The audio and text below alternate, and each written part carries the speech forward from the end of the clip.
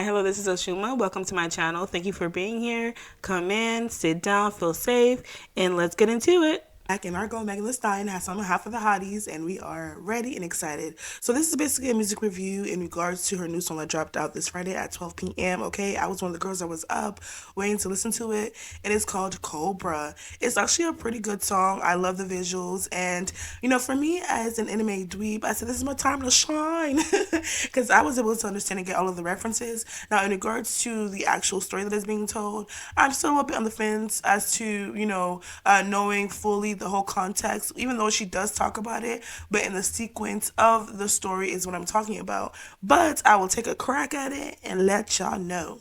Also, too, your girl is sick. That's what happens when you work with kids. It's also there's that. Sorry for how bad my voice may be hoarse, may sound hoarse. So basically, I want to start off with the fact that this is a reference to Naruto, and specifically orochimaru. That she chose the cobra because snakes are known for molting, and when snakes are molting, it's basically a signification of a new beginning, a new start. And this is very different in choosing a cobra, which is a snake, obviously, into representing this era for her. Because a lot of people during the Tory scandal was calling her a snake and saying that she couldn't be trusted because she had all these friends. She was, quote unquote, going, behind certain people's back and saying certain things. So I really like that she chose the snake as a way to flip it back on its head and using the snake symbolism as something that is positive. So it's kind of like reclaiming back her power. This is my story, and this is what's been going on, and I'm not going to allow anybody to deter me or derail me from what it is my mission is. And this is my moment to shed what it is that's happened in the past and just come back and reclaim Megan Thee Stallion and Megan Pete. I love the fact that she's using anime references because if you pay attention to Megan Thee Stallion, she's very much an anime connoisseur. She watches a lot of anime, and as somebody who grew up as a last door kid, I found anime through Adult Swim. Most of us didn't even know that animes like Dragon Ball Z, and Pokemon and certain things like that were actual anime because as kids we just saw them as cartoons. But to see somebody at her stature still be willing to embrace who she is as a person, because let's be honest, before anime was cool, it was seen as very much like as a geeky, dorky thing, and still to this day, depending on who you talk to, they still view it as that. So it's very cool to see her, just come out with that. And she later on went on her Twitter feed again and basically confirmed that the reference was of Orochimaru. So in the beginning, she says, as a snake must shed its skin, we must shed our past over and over and over and over again, right? So in, Naruto, Orochimaru is a villain who basically has this very much obsession with being able to learn all the secrets of the world. And to be able to have all the secrets of the world, he must have immortal life. Comparing herself to Orochimaru is more in a sense of, so I am shedding my past to becoming a new person because now I have a more and better understanding of the world around me, and me wanting to become a person that is more conducive to living my life in the best way that I can. More of a comparison of saying that I'm dropping what is no longer serving me and I'm going to move forward into my next path in life. With all these scandals that's been going on with Megan Thee Stallion, with the Tory Lanez situation, she's literally has been seen as a villain when it comes to a certain sector of the population and music industry. And so this is also saying that I no longer I'm hiding in shame of what it is that I've gone through and went through, and I'm reclaiming back myself, and this is who I am, and you can rather take it or leave it. And her going basically independent as an artist is that same correlation of her wanting to just shy away from what it is that's expected of her, of being part of a label and what's expected as an artist that is on a label, and just basically like saying, I'm just gonna go out and do my own thing. I'm going to fund my own dream. I'm going to be more proactive and independent and have more of a say in my career. So I think this is such a dope comparison. So the next scene over is basically you see a snake that is in a very much deserted place, arena, if that's what you want to call it. Basically like, its natural environment and habitat. And you see it come forward. It's a close-up shot, right? And then it sheds and molts. It opens its mouth. And who do you see? You see Megan that looks almost fully naked, but of course has pasties on. And then she comes out. And when she comes out, she's looking around and seeing what's going on. And it's it's like almost being self-aware, finally going through that rebirth and a sense of self-awareness is in like, wait a minute, I'm here. This is happening, like I'm here. And so, possibly it might be a correlation of what happened in, real life. And after she went through her situation and she was able to process what went on, she basically looked at her past and then saw what was ahead of her and like, wait a minute, like I'm literally not the same person. I've gone through some things. I've melted my skin. I'm not the same person as I was when I was in this particular situation. And, I'm finally becoming more self aware of what it is that's going on around me.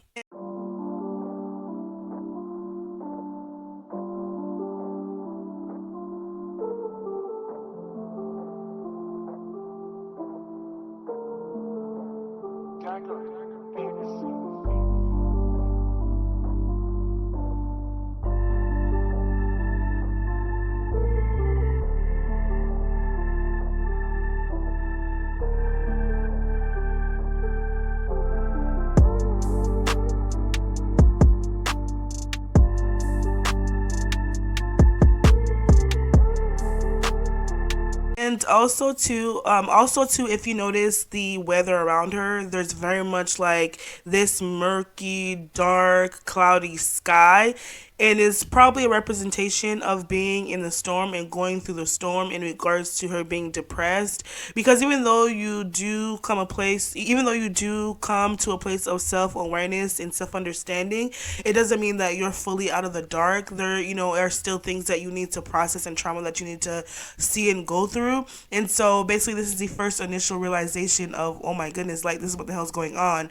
Basically, shedding away all of, probably her old habits and ways of life and ways of thinking, in regards to her, living a fast life and managing, going to school and having a music career, touring and all of that stuff. This is just me, by the way, speculating. This is not true, or I do not know if this is fact or not, but this is from my interpretation of what's going on in the video. So this song is very vulnerable and very personal because she opens up the line with saying that she's going through some ish and the whole world watching.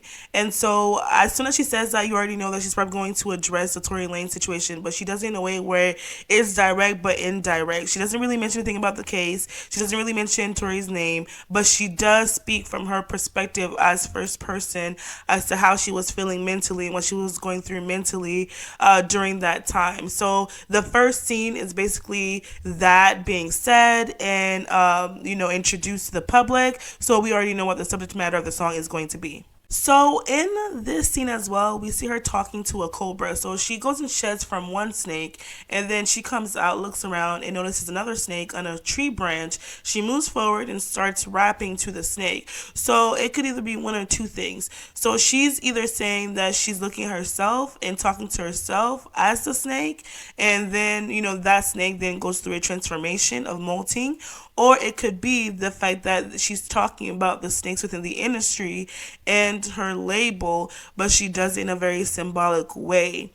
I don't know if this is, how this is actually interpreted or what she wanted this to, display, but you can really take this, a few different ways if you really wanted to. So then it pans on to the next scene. And the next scene that it pans on is her being in a room-like setting. And then it's almost like this, eggshell white, this like grayish tone white. And then it goes into, black snake skin. And I love this scene because I love her hair. I love the makeup. The black lip is actually stunning to me, how she's dressed as well. And as she's rapping on the bed that's in the room, you notice that there's black snakes on the floor, which is also a different type of snake. Also, too, I do not know if based on the type of snake that it is, it means something within the storyline as well. And so as you see her rapping, the room changes, and now it goes from having that, dirty white to, which is probably molting skin, to black snake scales, right? So it goes to black snake scales. And then during this scene, she talks about being in a dark depressive state. And basically, so the room is indicating that, because also in the rap song she goes to saying that, at times she would be in her room thinking, and we all have been through this where we're going through certain things, and when we get alone in our rooms by ourselves, that's when you can't run away from yourself because it's only you and your thoughts. And so she talks about, being depressed and wanting to off herself. And so, I think that particular snake as well is one of those snakes that are underground, meaning most of their life is spent underground and traveling through underground. Listen, like I said, this is just a theory, not fact. I'm just trying to decipher what it is that is going on in the video. And so basically, this is her being in a dark space, in a dark room, and just trying to figure out and be with herself, and see what's going on. But because you can't run away from yourself when you are in that state, so she was self-medicating to not have to sit with herself and basically have to process those emotions. In that scene, she directly addresses, offing herself and basically being very vulnerable as to what her state of mind was during that time, and saying, how can somebody so blessed, that is so basically have all these resources and stuff like that, still want to go on ahead and off themselves. Then it shifts over to a new scene where she's in a box and it has, this artificial light. And if you are a snake owner, or if you've known anything about owning a snake in captivity, there are certain lights that can help with the molting process, because if a snake is held inside, one of the things that help the molting process is sunlight. So if you are an owner of a snake, or if you've known of snakes that has been in captivity, they don't have a lot of sunlight, so they use this artificial light to help the snake. So in a way, it's like, you also see in that scene as well, you see other people around her with cameras and photos, which is actually supposed to be the media and the general public looking at her. It's basically her saying that she feels like she's in a box, right? And, the outside world is looking at her, judging her, taking pictures of her, and just seeing her whole transformation and process, and having to go through all of this while being in front of the camera. And you also see one person's face that is also essentially molting as well. But while she eventually takes off the mask to fully molt, the person is still with the camera with the rigid face, the face of, potential molting, but theirs is not coming off. And so it's very interesting. So in a way, it's like her saying that because of this, she was forced into having to, go through this process in the public eye and forced to molt before, and basically molt before she wanted to molt, that having to go through this process was a big propellant in her shedding her past, and her, going through the self-analysis and seeing that, well, wait a minute, this is not what I want, this is not the path that I see myself in regards to my narrative being taken from me by the media. So I'm going to rip this, off and just become who it is that I feel like I need to be. And y'all, this is where she drops the bomb. Right now, we are speculating that it is about Party, allegedly, but she goes on to state that she came home and found him, getting fellatio in where she sleeps, in aka her bed, which is wild as hell. Like, imagine having to go through almost being offed by a person you thought you could trust, right? Having to go through public speculation of what it is that happened that night, while you almost lost your life, and then to have to deal with going home and seeing your significant other in bed receiving fellatio from somebody else. Listen, stranger than fiction, y'all. So before the scene pins out, we see her in this other look where she looks fantastic, where it's a gold outfit, right? And it's not a full on like solid piece of clothing, but more of like, little gold trinkets here and there that's covering her body. She has a high ponytail, and this is basically her at her full transformation, once again reclaiming her story and telling fully what was occurring in her life at that time. And as you can see, this was Megan Thee Stallion at her full transformation. And as you can see, that scene within itself doesn't really have a background. It doesn't really have a quote unquote theme. It's just her with a certain type of lighting, and basically there's no dark clouds anywhere, but there is a shadow though. There is a dark shadow being casted on her body and face. And then it pans to where she's back in the forest, right? And we see the clouds and it's raining, and the people next to her are basically wearing jumpsuits, right? So essentially what I think this scene is her having all these resources, all this money, and she should be happy, but there's this imminent cloud over her and it's raining and storming down. So this is her indeed going through the actual process and going through the shadowing journey and going through having to hash out all of the things that are happening in her feelings and not running away from it and truly just embracing what's happening and going on. And so I think that the rain is a significant of that.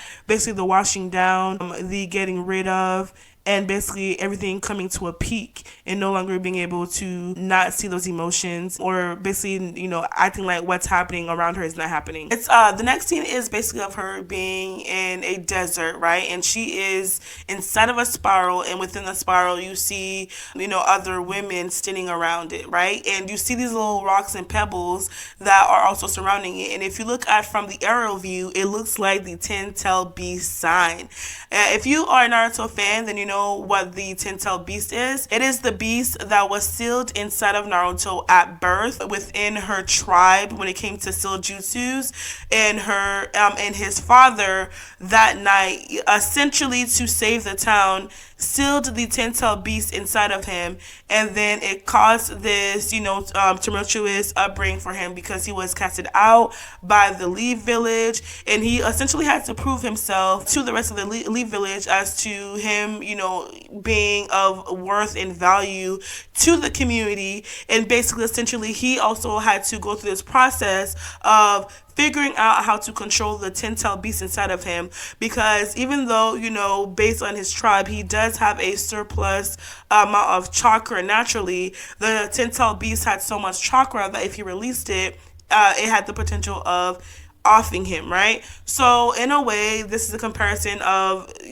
saying that she is now fully aware of her power and she knows what it is that she's capable of, and that she's coming on the other side stronger than ever, and she knows the power that she harnesses, and she's been able to come to terms with hatching that out and fully realizing who she is, and is now using it to her benefit and her advantage, and not allowing what it is that she has, this stardom, this fame, to control her, but her basically taking back her narrative and being the one to control her story. Which, oh my goodness, I thought this was a beautiful concept. And as somebody who's watched anime and who Naruto is my favorite anime of all time, say what you want to say, but I'll give you that, Naruto Shippuden is probably one of the better halves of the show. But as somebody who grew up during the era of when, Naruto was around, I could definitely get all of the references and see the point of view that she's coming on, with this. And she did a great job of executing it. Now, for the average person who is not a Naruto, who has not watched Naruto, or who essentially doesn't watch anime, they won't fully understand or get it. But the hotties that do, we were in for a treat and we were fed, okay? So that's basically what this, from my perspective, this video was about, and the symbolism behind it.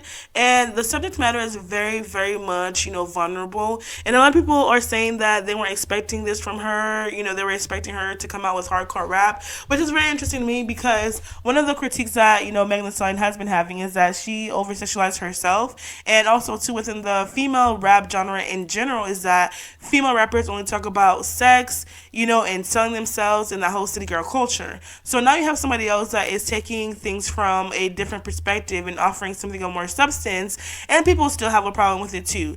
Listen, you can't win for losing, okay? So I think this was a very great way of using one of her interests and hobbies and putting it into her music. Like I said in my previous video about her and Sha'Carri Richardson, this is a story of coming out on the other side of something very traumatic and very horrible, basically almost having your life taken away from you and people seeing it as a joke, losing your parents and having that support system, and having to kind of rely on people around you that you thought that you could trust, but in the end of the day, you couldn't, and having to come to the terms that you are really alone in this world and having to rebuild a community around you. So I think this is very great to see a female rapper do, and a lot of other people can relate to this if they're willing to listen and hear the message and not just look at her as somebody that's, you know, the quote unquote villain and somebody that, you know, to be outcasted and shunned. Another aspect that I want to bring forward is the fact that there is this amazing guitar riff that is used in the song towards the end,